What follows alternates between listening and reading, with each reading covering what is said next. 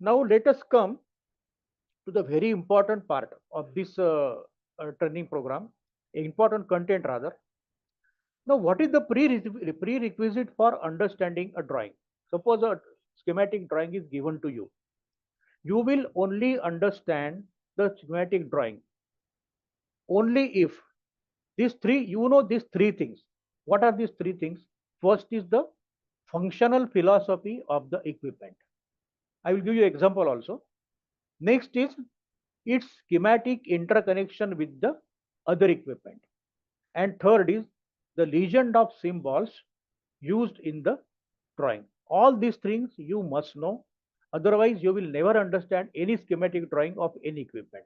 We are all going to discuss this in this course. Now, let me give the example of all these three things one by one. Functional philosophy of the equipment. Now, let us say we are trying to understand the drawing of a circuit breaker.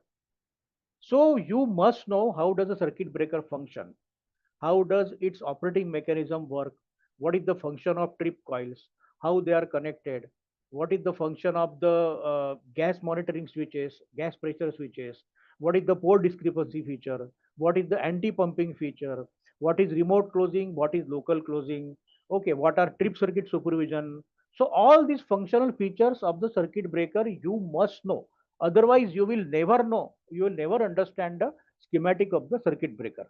So we are going to cover this. That is, in understanding, first step will be to understand the functional philosophy of the equipment. Then we'll shift to the actual equipment schematic drawing. You cannot, we are not going to directly jump on the schematic drawings. If we directly jump on the schematic drawing, we'll not understand anything. So let us first understand the, for example, circuit breaker functioning. Then only we'll understand the schematic of the circuit breaker. And next is your schematic interconnection with other equipment. So see, the circuit breaker doesn't have an isolated existence. It is connected with the cables, with relay panel. It is connected with control panel. It is connected with bus bar panel. Okay, so all these interconnections also we will discuss, so that we will come to know how it is. What is its relation with the other equipment? Okay, this also we are going to discuss, and the legend of symbols used in the drawings. Every relay has some international code given by the ANSI or IEEE.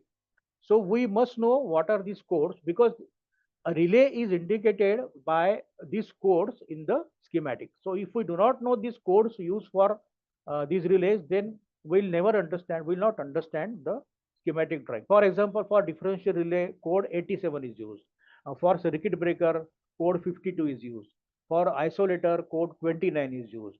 Or for your REF relay, code I think 64 is used. For your overcurrent earth fault relay, code 50 and 50N is used. Okay. So all these things, all these codes and symbols, we must know. Otherwise, we will not come to know what the particular block is indicating. Okay. So all these three things we are going to discuss in this course. Okay. After this, after we discuss the functional philosophy of the equipment, we'll be viewing and trying to understand following drawing. We'll be viewing the equipment schematic of circuit breaker, then CTPT, then isolator, and on the indoor side, we will be discussing the panel schematic of control panel, relay panel for the feeder protection, relay panel for transformer protection, and bus bar protection. Okay.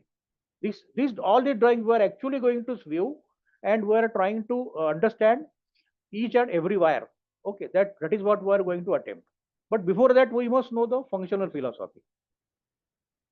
So, for example, if you want to understand the schematic of a distance relay, we must know how does a distance relay function, what are the auto reclosure feature, what is the PT phase failure, okay, what is PT selection, what is zone 1, zone 2 settings, how the carrier command is given sent to the other end, what happens what is the lockout of the relay. So all these things we must know. So point is, functional philosophy, understanding of the functional philosophy is extremely important.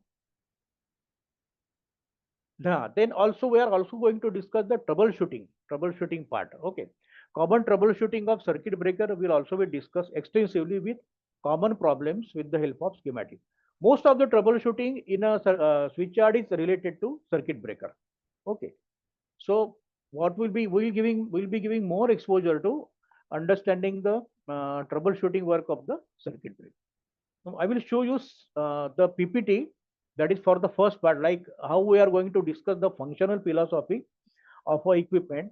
So I will show you one PPT, and then I will show you the actual schematic of one transformer relay panel. So you'll come to know the nature of the things we are going to discuss in this training program.